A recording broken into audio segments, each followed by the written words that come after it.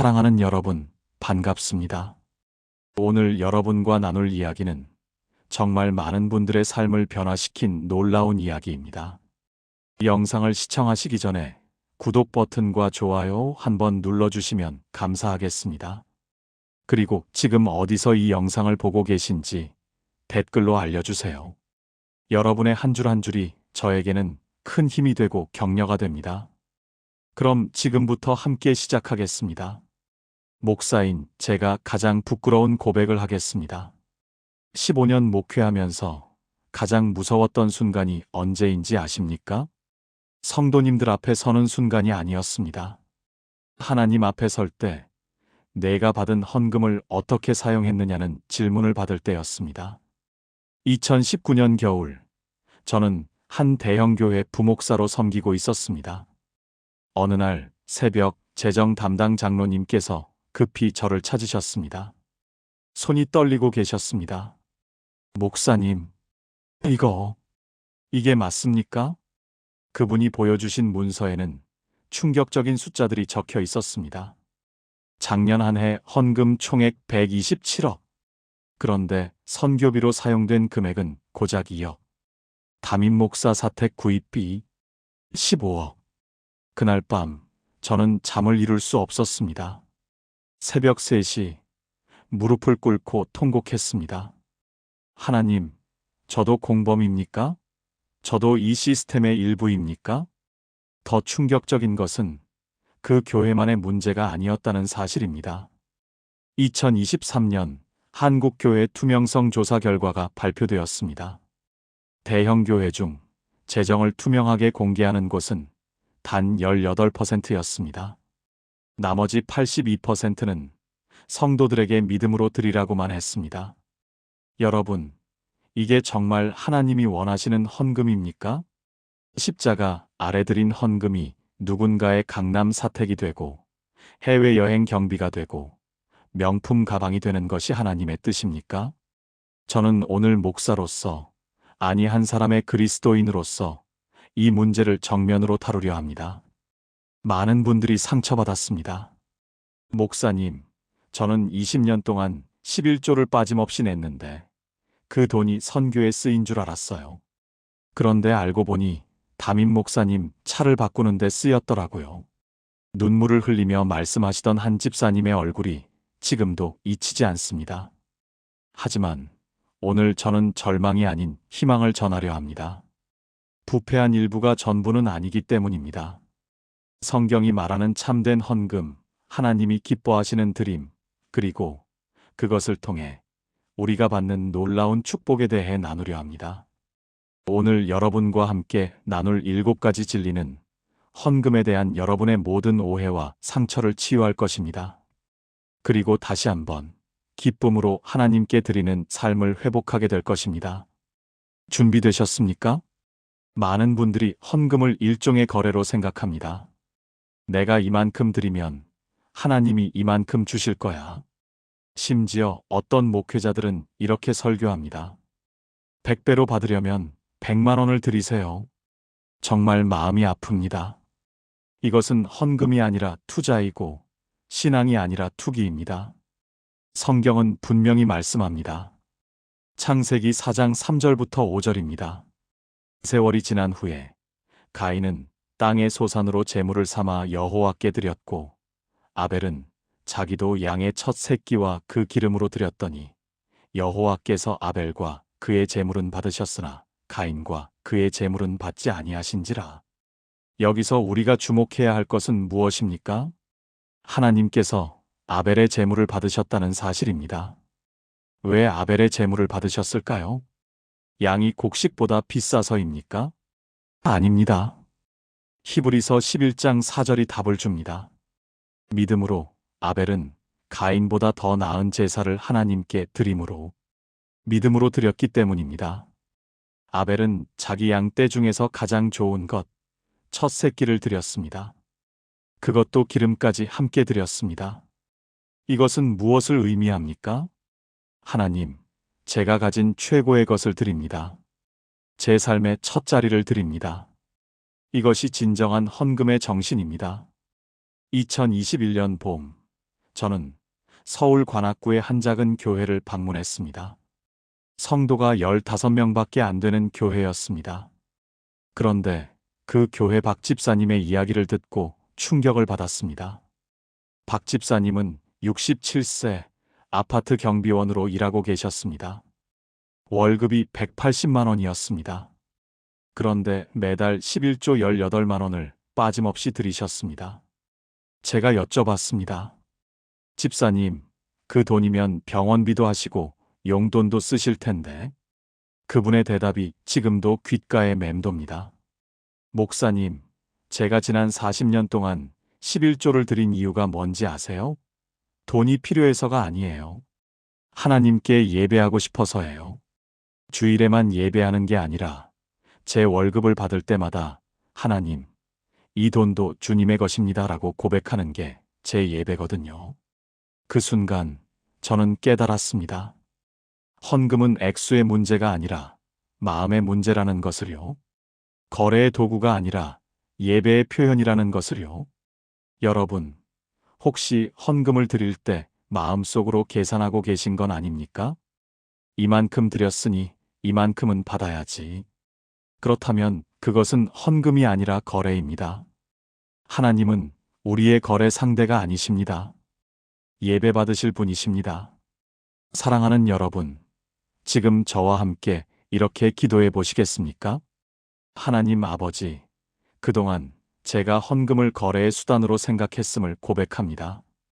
주님께 드리는 것이 예배임을 깨닫게 하시니 감사합니다. 이제부터 제가 드리는 모든 헌금이 주님을 향한 순수한 예배가 되게 하소서. 액수가 아니라 마음을, 계산이 아니라 사랑을 드리는 자가 되게 하소서. 주님만이 제 삶의 주인이심을 고백하며 드립니다. 예수님의 이름으로 기도합니다. 아멘. 헌금은 예배입니다. 이것이 우리가 기억해야 할 첫 번째 진리입니다. 현대 교회의 가장 큰 문제 중 하나는 헌금을 숫자로만 본다는 것입니다. 이번 달 헌금 목표는 5천만 원입니다. 작년보다 20% 증가했습니다. 마치 회사의 매출 목표처럼 말합니다. 하지만 하나님은 숫자를 보시는 분이 아닙니다. 마음을 보시는 분입니다. 누가복음 21장 1절부터 4절까지 말씀입니다.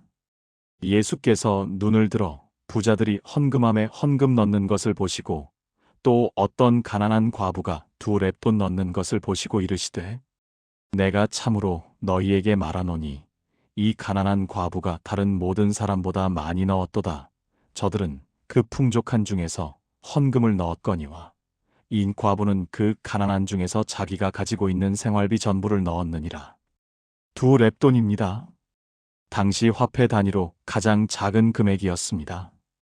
현재 가치로 환산하면 약 500원 정도입니다. 부자들은 수백만 원, 수천만 원을 드렸을 것입니다. 하지만 예수님은 과부의 500원을 보시며 가장 많이 드렸다고 하셨습니다. 왜입니까? 그것이 그녀가 가진 전부였기 때문입니다. 생활비 전부를 드렸다는 것은 하나님, 내일 제가 굶더라도 주님께 먼저 드립니다라는 고백입니다. 이것이 하나님께서 기뻐하시는 헌금입니다. 2022년 여름, 저는 부산의 한 요양병원을 신방했습니다. 그곳에서 김 권사님을 만났습니다. 78세, 치매 초기 단계였습니다. 자식들도 다 떠나고 혼자 계셨습니다. 국민연금 45만 원으로 병원비와 생활비를 감당하셨습니다. 그런데 그분은 매달 5만 원을 헌금하셨습니다. 저는 깜짝 놀라서 여쭤봤습니다. 권사님, 이러시면 병원비도 부족하실 텐데. 그분은 흐릿한 눈으로 저를 보시며 말씀하셨습니다. 목사님, 제가 이제 기억도 잘 안 나고 몸도 불편하지만 딱 2가지는 잊지 않으려고 노력해요. 하나는 예수님이 절 사랑하신다는 것, 또 하나는 주일에 헌금 드리는 거예요. 5만 원이 적어 보이시죠? 하지만 이게 제가 드릴 수 있는 최선이에요. 하나님은 제 마음을 아실 거예요. 그날 저는 눈물을 참을 수 없었습니다. 병원 복도에서 한참을 울었습니다. 세상은 그분의 5만 원을 비웃을지 모릅니다. 하지만 하늘에서는 천사들이 박수를 쳤을 것입니다. 보라, 저 늙은 여인이 자기의 전부를 드린다. 여러분, 혹시 다른 사람과 비교하며 위축되고 계신가요?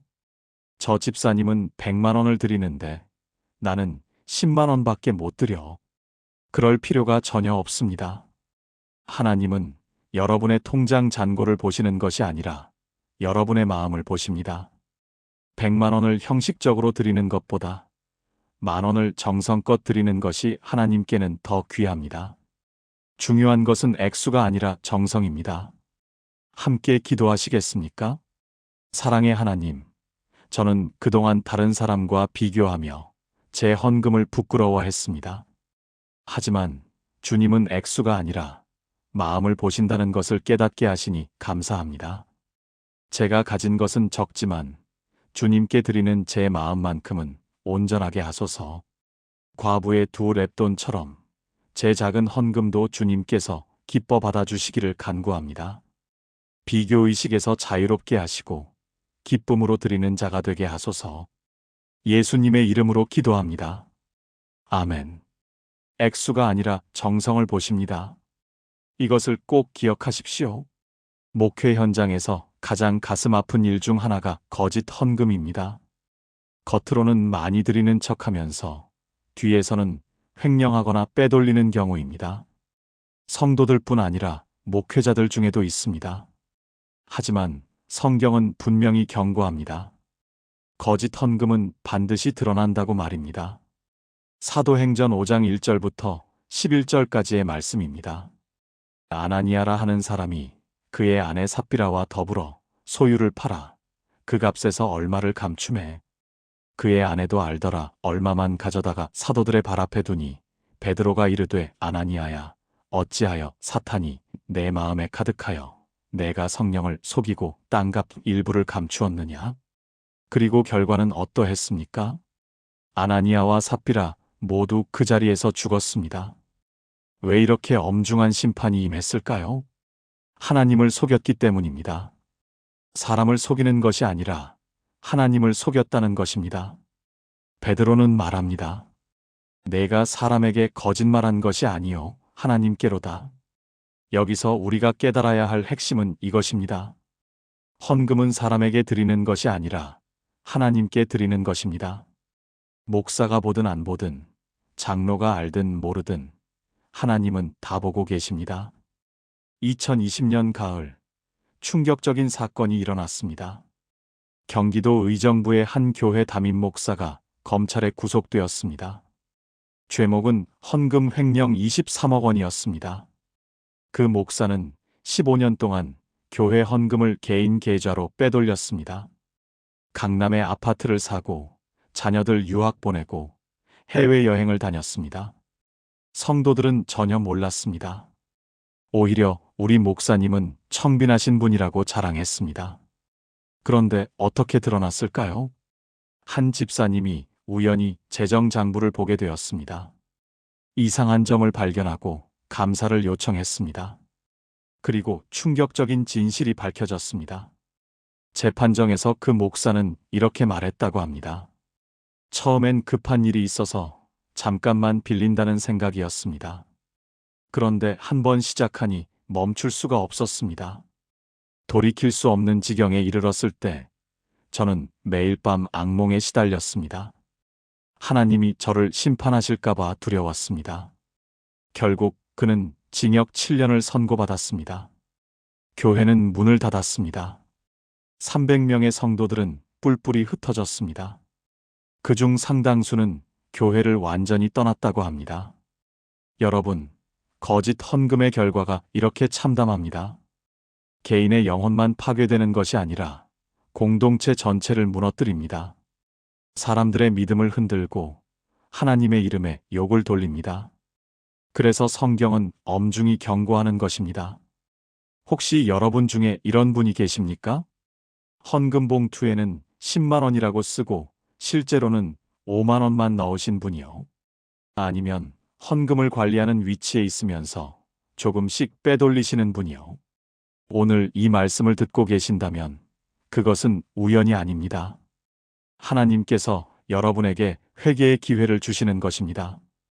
아직 늦지 않았습니다. 아나니아와 삽비라는 회개할 기회조차 없었지만 여러분에게는 아직 기회가 있습니다. 지금 저와 함께 기도하시겠습니까? 거룩하신 하나님, 제가 주님을 속였습니다. 사람의 눈은 속일 수 있어도 주님의 눈은 속일 수 없음을 고백합니다. 제 거짓과 탐욕을 용서해 주소서. 지금이라도 바르게 하고 싶습니다. 제가 감추었던 것, 속였던 것을 주님 앞에 내려놓습니다. 다시는 주님을 속이지 않겠습니다. 정직하게, 투명하게, 온전하게 드리는 자가 되게 하소서. 예수님의 이름으로 기도합니다. 아멘. 거짓 헌금은 반드시 드러납니다. 이것을 잊지 마십시오. 많은 사람들이 이렇게 말합니다. 목사님, 제 형편이 좀 나아지면 헌금을 더 많이 하겠습니다. 지금은 애들 학원비도 내기 힘들어서요. 빚부터 다 갚고 나서 헌금하겠습니다. 언뜻 들으면 합리적인 것 같습니다. 하지만 성경은 정반대로 말씀하십니다. 하나님의 일을 먼저 하라고 말씀하십니다. 학계 1장 2절부터 11절까지의 말씀입니다. 만군의 여호와가 이같이 말하여 이르노라, 이 백성이 말하기를 여호와의 전을 건축할 때가 이르지 아니하였다 하느니라. 이 성전이 황폐하였거늘 너희가 판벽한 집에 거주하는 것이 옳으냐? 당시 이스라엘 백성들은 바벨론 포로에서 돌아왔습니다. 성전을 재건해야 했습니다. 하지만 그들은 먼저 자기 집부터 지었습니다. 성전은 나중에 여유 있을 때 짓지 뭐. 그 결과가 어떠했습니까? 9절 말씀입니다. 너희가 많은 것을 바랐으나 도리어 적었고 너희가 그것을 집으로 가져갔으나 내가 불어버렸느니라. 아무리 일해도 가난했습니다. 아무리 벌어도 새어나갔습니다. 왜입니까? 우선순위가 잘못되었기 때문입니다. 하나님보다 자기를 먼저 생각했기 때문입니다. 2018년 봄, 저는 대구에서 한 사업가를 만났습니다. 이 집사님은 작은 인쇄소를 운영하고 계셨습니다. 2008년 금융위기 때 거의 파산 직전까지 갔었다고 합니다. 빚이 2억 5천만 원이었습니다. 그때 그분은 기도 중에 학개서 말씀을 읽게 되었다고 합니다. 아, 내가 하나님보다 내 사업을 먼저 생각했구나. 성전이 황폐한데 내 집부터 단장했구나. 그날부터 그분은 결단했습니다. 빚을 갚기 전에 먼저 11조를 드리겠습니다. 주변 사람들은 말렸습니다. 빚쟁이들이 찾아오는데 무슨 헌금이야? 정신 차려. 먼저 빚부터 갚아. 하지만 그분은 흔들리지 않았습니다. 매달 수입의 11조를 정확히 드렸습니다. 한 달에 300만 원 벌면 30만 원을 드렸습니다. 500만 원 벌면 50만 원을 드렸습니다. 그리고 놀라운 일이 일어났습니다. 6개월 후 우연히 큰 거래처를 만나게 되었습니다. 1년 계약금이 1억 2천만 원이었습니다. 그 후로 사업이 기적처럼 풀렸습니다. 3년 만에 빚을 다 갚았습니다. 지금은 직원 15명을 둔 중견 인쇄소로 성장했습니다. 제가 그분께 물었습니다. 집사님, 비결이 뭡니까? 그분은 웃으시며 대답하셨습니다. 비결은 없어요. 그냥 하나님을 먼저 생각한 것뿐이에요. 제 필요보다 하나님의 집을 먼저 생각했더니 하나님이 제 필요를 채워주시더라고요. 마태복음 6장 33절이 정말 살아있는 말씀이더라고요. 너희는 먼저 그의 나라와 그의 의를 구하라, 그리하면 이 모든 것을 너희에게 더하시리라. 여러분, 이것이 하나님의 원리입니다. 하나님을 먼저 생각하면 하나님이 우리를 먼저 생각해 주십니다. 하나님의 집을 먼저 세우면 하나님이 우리 집을 세워주십니다. 지금 경제적으로 어려우십니까? 빚 때문에 답답하십니까? 그럴수록 먼저 하나님께 드리십시오. 세상의 논리와 정반대지만 이것이 하나님 나라의 경제학입니다. 함께 기도하시겠습니까? 전능하신 하나님, 저는 그동안 제 형편을 핑계로 주님을 뒤로 미뤘습니다. 여유가 생기면 드리겠다고 했지만 그 여유는 결코 오지 않았습니다. 이제 깨닫습니다. 주님을 먼저 생각할 때 주님이 저를 먼저 생각해 주신다는 것을요. 오늘부터 제 형편이 아니라 주님의 집을 먼저 생각하겠습니다. 제 필요보다 주님의 나라를 먼저 구하겠습니다. 주님의 약속을 믿고 의지합니다. 예수님의 이름으로 기도합니다. 아멘. 하나님의 집을 먼저 생각하십시오. 그러면 하나님이 여러분의 집을 책임지십니다. 헌금을 드릴 때 어떤 마음이십니까? 의무감 때문에 억지로 드리십니까? 남들이 보니까 어쩔 수 없이 드리십니까? 아니면 기쁨으로 감사함으로 드리십니까? 하나님은 우리의 마음을 보십니다. 고린도후서 9장 6절부터 8절까지 말씀입니다. 이것이 곧 적게 심는 자는 적게 거두고 많이 심는 자는 많이 거둔다 하는 말이로다. 각각 그 마음에 정한 대로 할 것이요. 인색함으로나 억지로 하지 말지니 하나님은 즐겨내는 자를 사랑하시느니라. 하나님이 능히 모든 은혜를 너희에게 넘치게 하시나니. 핵심 단어가 무엇입니까? 즐겨내는 자입니다. 영어 성경에는 치펄 기버라고 되어 있습니다. 기쁜 마음으로 드리는 사람입니다. 억지로 드리면 하나님이 받지 않으신다는 말이 아닙니다. 받으시되 기뻐하지 않으신다는 것입니다. 부모된 입장에서 생각해 보십시오. 자녀가 선물을 드리는데 에이, 줄게요 하며 던지듯 준다면 기분이 어떻겠습니까? 반대로 엄마, 이거 정말 드리고 싶었어요 하며 기쁘게 준다면 얼마나 감동스럽겠습니까? 선물의 가치는 같지만 드리는 마음이 완전히 다릅니다. 하나님도 마찬가지이십니다. 2019년 겨울, 저는 인천의 한 교회에서 부흥회를 인도했습니다. 그 교회 유치부에 5살짜리 민준이라는 아이가 있었습니다. 주일마다 헌금 시간이 되면 민준이는 헌금함으로 뛰어갔습니다. 1,000원짜리 지폐를 넣고는 박수를 치며 좋아했습니다. 어느 주일 제가 유치부 예배에 참관했습니다. 헌금 시간에 민준이가 또 뛰어가는데 엄마가 말렸습니다. 민준아, 오늘은 헌금 없어. 엄마가 돈 안 줬잖아. 그러자 민준이가 울음을 터뜨렸습니다. 싫어. 나 하나님한테 헌금하고 싶어. 결국 엄마가 1,000원을 꺼내 주었습니다. 민준이는 눈물을 뚝 그치고 웃으며 헌금함으로 뛰어갔습니다. 헌금을 넣고는 하나님 감사해요. 라고 외쳤습니다. 그 모습을 보며 저는 울컥했습니다. 아, 이것이 하나님이 기뻐하시는 헌금이구나. 이렇게 순수하고 기쁜 마음으로 드리는 것이구나. 5살짜리 아이의 1,000원과 어른의 10만 원 중 무엇이 더 귀할까요? 액수로는 10만 원이 100배 많습니다. 하지만 기쁨으로는 민준이의 1,000원이 100배 귀합니다. 하나님은 즐겨내는 자를 사랑하십니다. 억지로 드리지 마십시오. 의무감으로 드리지 마십시오. 비교의식으로 드리지 마십시오. 기쁨으로 드리십시오. 감사함으로 드리십시오. 하나님, 제게 드릴 것이 있다는 게 감사합니다. 이런 마음으로 드릴 때 하나님은 모든 은혜를 넘치게 하십니다. 여러분, 혹시 헌금 드릴 때 입술만 웃고 마음은 아프지 않습니까? 또 돈 나가네. 이번 달 카드값 어떡하지? 그렇다면 아직 즐겨내는 자가 아닙니다. 오늘부터 기도하십시오. 하나님, 제게 기쁨으로 드리는 마음을 주세요. 이 기도를 드릴 때 하나님은 반드시 응답하십니다. 여러분의 마음을 바꿔주십니다.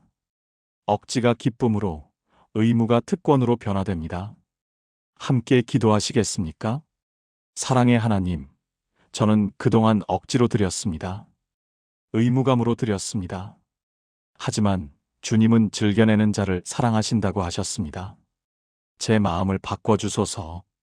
헌금이 무거운 짐이 아니라 기쁜 특권이 되게 하소서. 드릴 때마다 감사가 넘치고 기쁨이 충만하게 하소서. 5살 민준이처럼 순수한 마음으로 주님께 드리는 자가 되게 하소서. 예수님의 이름으로 기도합니다. 아멘. 즐겨내는 자를 하나님은 사랑하십니다. 그리고 모든 은혜를 넘치게 하십니다. 11조에 대한 논쟁이 많습니다. 구약의 율법이니까 신약 시대에는 안 해도 된다. 강제가 아니라 자유니까 안 내도 된다. 하지만 성경은 분명히 말씀하십니다. 11조는 단순한 율법이 아니라 축복의 통로라고 말입니다. 말라기 3장 10절부터 12절까지의 말씀입니다. 만군의 여호와가 이르노라. 너희의 온전한 11조를 창고에 들여 나의 집에 양식이 있게 하고 그것으로 나를 시험하여 내가 하늘 문을 열고 너희에게 복을 쌓을 곳이 없도록 붙지 아니하나 보라. 만군의 여호와가 이르노라. 내가 너희를 위하여 메뚜기를 금하여 너희 토지 소산을 먹어 없애지 못하게 하며 너희 밭의 포도나무 열매가 기한 전에 떨어지지 아니하게 하리니. 여기서 하나님은 놀라운 도전을 하십니다. 나를 시험하여 보라. 성경 전체에서 하나님이 나를 시험해 보라고 하신 유일한 구절입니다. 왜 이렇게 확신 있게 말씀하실까요? 11조가 축복의 법칙이기 때문입니다. 온전한 11조를 드릴 때 하늘 문이 열립니다. 복이 쌓을 곳이 없도록 부어집니다. 메뚜기가 금지됩니다. 손해가 막히고 축복이 흘러넘칩니다. 2016년 봄, 저는 서울 노원구에서 김 장로님을 만났습니다. 그분은 중소기업을 운영하시는데 30년 전 이야기를 들려주셨습니다. 1986년, 그때 그분은 28세 신혼이었습니다. 월급이 35만 원이었습니다. 교회 집사님이 11조를 권유했습니다. 김 집사님, 11조 하세요. 하나님이 축복하십니다. 하지만 그분은 망설였습니다. 35만 원에서 3만 5천 원을 떼면 31만 5천 원밖에 안 남습니다. 월세 15만 원 내고 나면 16만 5천 원입니다. 부부가 한 달을 살기에 빠듯했습니다. 하지만 아내가 말했다고 합니다. 여보, 우리 11조 해요. 하나님이 책임지실 거예요. 그렇게 시작한 11조였습니다. 처음 1년은 정말 힘들었다고 합니다. 매달 쪼개고 쪼개서 생활했습니다. 라면으로 끼니를 때우기도 했습니다. 하지만 포기하지 않았습니다. 2년째 되던 해 회사에서 갑자기 승진이 되었습니다. 월급이 55만 원으로 올랐습니다. 3년째 더 좋은 회사로 스카웃 제의가 왔습니다. 연봉이 2배로 뛰었습니다. 5년 후 그분은 작은 사업을 시작했습니다. 10년 후 직원 20명 규모로 성장했습니다. 15년 후 업계에서 인정받는 중견기업이 되었습니다. 지금은 연 매출 300억 규모입니다. 그분은 말씀하셨습니다. 목사님, 제가 30년 동안 단 한 달도 빠짐없이 11조를 드렸습니다. 회사가 적자 날 때도 직원 월급 못 줄 뻔했을 때도 드렸습니다. 그런데 신기하게도 매번 막히는 것 같으면 길이 열렸어요. 메뚜기가 다 먹어버릴 것 같으면 하나님이 막아주셨어요. 말라기 3장 10절이 제 인생의 증거입니다. 여러분, 이것이 11조의 능력입니다. 세상 사람들은 비웃을지 모릅니다. 10%떼면 손해지. 하지만 하나님의 수학은 다릅니다. 100%에서 10%를 빼면 90%가 아니라 900%가 됩니다. 하나님이 하늘 문을 열어 복을 부어주시기 때문입니다. 혹시 경제적으로 너무 어려워서 11조를 못 드리고 계십니까? 오늘 이 말씀이 여러분께 임하기를 바랍니다. 나를 시험하여 보라. 한 달만, 아니 석 달만 온전히 11조를 드려보십시오. 하나님이 어떻게 역사하시는지 경험하게 될 것입니다. 함께 기도하시겠습니까? 전능하신 하나님, 주님은 나를 시험하여 보라고 하셨습니다. 저는 그동안 두려워서, 형편이 어려워서 온전한 11조를 드리지 못했습니다. 하지만 오늘 결단합니다. 주님의 약속을 믿고 온전한 11조를 드리겠습니다. 하늘 문을 여시고 복을 쌓을 곳이 없도록 부어주소서. 메뚜기를 금하시고 손해를 막아주소서. 주님의 신실하심을 제 삶에서 경험하게 하소서. 예수님의 이름으로 기도합니다. 아멘. 11조는 축복의 문을 여는 열쇠입니다. 이 열쇠로 하늘 창고를 여십시오. 마지막 7번째 진리입니다. 헌금은 교회 헌금함에 넣는 것으로 끝이 아닙니다.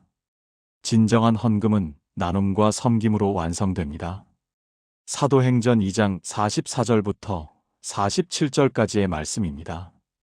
믿는 사람이 다 함께 있어 모든 물건을 서로 통용하고 또 재산과 소유를 팔아 각 사람의 필요를 따라 나눠주며 날마다 마음을 같이하여 성전에 모이기를 힘쓰고 집에서 떡을 떼며 기쁨과 순전한 마음으로 음식을 먹고 하나님을 찬미하며 또 온 백성에게 칭송을 받으니 초대 교회의 모습입니다. 그들은 헌금을 모아두지 않았습니다. 필요한 사람에게 나눠주었습니다. 재산을 팔아서까지 서로를 도왔습니다. 그 결과가 무엇이었습니까? 47절입니다. 주께서 구원받는 사람을 날마다 더하게 하시니라. 교회가 폭발적으로 성장했습니다. 왜입니까? 그들의 사랑이 세상을 감동시켰기 때문입니다. 저 사람들을 보라. 서로를 얼마나 사랑하는가. 2017년 여름, 저는 광주의 한 작은 교회 이야기를 들었습니다. 성도가 50명 정도 되는 교회였습니다. 그 교회에는 특별한 헌금함이 하나 더 있었습니다. 이름이 이웃사랑 헌금함이었습니다. 매주 모인 헌금은 교회 운영비가 아니라 동네 어려운 이웃을 돕는 데 사용되었습니다. 독거노인 반찬 배달, 한부모 가정 학용품 지원, 장애인 가정 의료비 지원 등등. 어느 날 교회 근처 재래시장에서 화재가 났습니다. 좌판을 깔고 장사하던 할머니 5분의 물건이 모두 불탔습니다. 그 교회 성도들이 움직였습니다. 일주일 만에 이웃사랑 헌금 500만 원을 모았습니다. 그리고 할머니들께 100만 원씩 나눠드렸습니다. 할머니들은 울면서 물었다고 합니다. 당신들은 누구요? 왜 우리를 도와주는 거요? 저희는 교회 성도들입니다. 예수님이 우리를 사랑하셨듯이 우리도 이웃을 사랑하고 싶습니다. 그 일이 지역 신문에 났습니다. 방송에도 나왔습니다. 그리고 놀라운 일이 일어났습니다. 그 다음 주일 교회에 낯선 사람들이 찾아왔습니다. 저도 그 교회에 다니고 싶습니다. 저도 그렇게 나누는 삶을 배우고 싶습니다. 1년 만에 성도가 50명에서 120명으로 늘었습니다. 교회가 커진 것이 아니라 사랑이 커진 것입니다. 담임 목사님은 말씀하셨습니다. 우리는 건물을 지으려고 헌금을 모으지 않습니다. 우리는 사람을 세우려고 헌금을 모읍니다. 하나님의 성전은 건물이 아니라 사람이니까요. 우리가 이웃을 섬길 때 하나님이 우리 교회를 세워주십니다.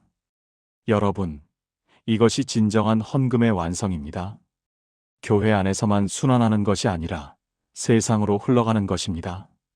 필요한 사람에게 전달되는 것입니다. 아픈 사람을 치유하고 배고픈 사람을 배불리고 외로운 사람을 위로하는 것입니다. 여러분이 드린 헌금이 이렇게 사용될 때 하나님은 기뻐하십니다. 그리고 여러분의 교회는 세상의 빛이 됩니다. 혹시 여러분의 교회는 어떻습니까? 헌금이 투명하게 집행되고 있습니까? 어려운 이웃을 돕는 데 사용되고 있습니까? 만약 그렇지 않다면 담임 목사님께 건의하십시오. 장로님, 집사님들과 함께 의논하십시오. 우리 교회 헌금의 일부를 이웃을 돕는 데 사용합시다. 그것이 성도의 권리이자 책임입니다. 그리고 여러분 개인도 실천하십시오. 교회 헌금만이 아니라 이웃을 직접 도우십시오. 그건 역시 하나님께 드리는 헌금입니다. 마태복음 25장 40절 말씀입니다. 내가 진실로 너희에게 이르노니 너희가 여기 내 형제 중에 지극히 작은 자 하나에게 한 것이 곧 내게 한 것이니라. 함께 기도하시겠습니까? 사랑의 하나님, 헌금의 진정한 의미를 깨닫게 하시니 감사합니다. 제가 드리는 헌금이 교회 안에서만 머물지 않고 세상으로 흘러가게 하소서. 아픈 사람을 치유하고 배고픈 사람을 먹이고 외로운 사람을 위로하는 데 사용되게 하소서. 제 손을 통해 제 헌금을 통해 주님의 사랑이 전해지게 하소서. 나눔과 섬김으로 헌금의 완성을 이루는 자가 되게 하소서. 이 땅에 주님의 나라가 임하게 하소서. 예수님의 이름으로 기도합니다. 아멘. 나눔과 섬김이 진정한 헌금의 완성입니다. 이것을 잊지 마십시오. 지금까지 나눈 7가지 말씀을 하나의 기도로 드리겠습니다. 함께 기도하시겠습니까? 전능하신 하나님 아버지, 오늘 이 시간 헌금의 참된 의미를 깨닫게 하시니 감사합니다. 헌금은 거래가 아니라 예배이고 액수가 아니라 정성을 보시며 거짓은 반드시 드러나고 하나님의 집을 먼저 생각해야 하며 즐겨내는 자를 사랑하시고 11조는 축복의 문이며 나눔과 섬김이 헌금의 완성임을 배웠습니다. 저는 고백합니다. 그동안 헌금을 거래의 수단으로 생각했던 저를 용서해 주소서. 이제 헌금은 주님께 드리는 예배임을 믿습니다. 다른 사람과 비교하며 제 헌금을 부끄러워했던 저를 용서해 주소서. 이제 주님은 액수가 아니라 제 마음을 보신다는 것을 믿습니다. 혹시라도 주님을 속이고 거짓으로 드렸던 것이 있다면 용서해 주소서. 이제 정직하게, 투명하게, 온전하게 드리겠습니다. 제 필요를 먼저 생각하고 주님을 뒤로 밀었던 저를 용서해 주소서. 이제 주님의 집을 먼저 생각하며 주님의 나라를 먼저 구하겠습니다. 억지로, 의무감으로 드렸던 저를 용서해 주소서. 이제 즐겨, 기쁨으로, 감사함으로 드리게 하소서. 온전한 11조를 드리지 못했던 저를 용서해 주소서. 이제 나를 시험하여 보라는 주님의 말씀을 믿고 온전히 드리겠습니다. 하늘 문을 열어주시고 복을 쌓을 곳이 없도록 부어주소서. 메뚜기를 금하시고 손해를 막아주소서. 제가 드린 헌금이 교회 안에서만 머물지 않고 세상으로 흘러가게 하소서. 아픈 사람을 치유하고 배고픈 사람을 먹이고 외로운 사람을 위로하는 데 사용되게 하소서. 나눔과 섬김을 통해 헌금의 완성을 이루게 하소서. 오늘부터 저와 제 가족이 기쁨으로 드리는 자가 되게 하시고 투명하게 사용되는 교회를 세워가게 하시며 이웃을 사랑하는 그리스도인이 되게 하소서. 제 헌금을 통해 주님의 나라가 이 땅에 임하게 하소서. 살아계신 예수 그리스도의 이름으로 기도합니다. 아멘. 사랑하는 여러분, 지금까지 헌금에 대한 7가지 진리를 나눴습니다. 첫째, 헌금은 거래가 아니라 예배입니다. 둘째, 하나님은 액수가 아니라 정성을 보십니다. 셋째, 거짓 헌금은 반드시 드러납니다. 넷째, 하나님의 집을 먼저 생각하십시오. 다섯째, 즐겨내는 자를 하나님은 사랑하십니다. 여섯째, 11조는 축복의 문을 여는 열쇠입니다. 일곱째, 나눔과 섬김이 진정한 헌금의 완성입니다. 이 7가지가 여러분의 삶에서 실제가 되기를 바랍니다. 더 이상 헌금 때문에 상처받지 마십시오. 더 이상 부패한 일부 때문에 실망하지 마십시오. 우리가 바르게 드리면 됩니다. 우리가 투명하게 사용하면 됩니다. 우리가 이웃을 섬기면 됩니다. 그럴 때 하나님은 우리를 통해 이 땅을 변화시키실 것입니다. 오늘 이 말씀이 마음에 닿으셨다면 좋아요를 눌러주시고 댓글에 아멘이라고 남겨주세요. 그리고 주변에 헌금 때문에 고민하시는 분들, 상처받으신 분들이 계시다면 이 영상을 공유해주세요. 함께 은혜 받고 함께 회복되기를 원합니다. 이 채널은 하나님의 채널입니다. 구독과 알림 설정으로 더 많은 말씀과 은혜를 받으시기 바랍니다. 여러분 한 분 한 분에게 하나님의 풍성한 축복이 넘치기를 기도합니다. 즐겨내는 자가 되셔서 하늘 창고가 열리는 놀라운 역사를 경험하시길 바랍니다. 사랑합니다. 하나님의 은혜가 여러분과 함께 하시기를 축복합니다.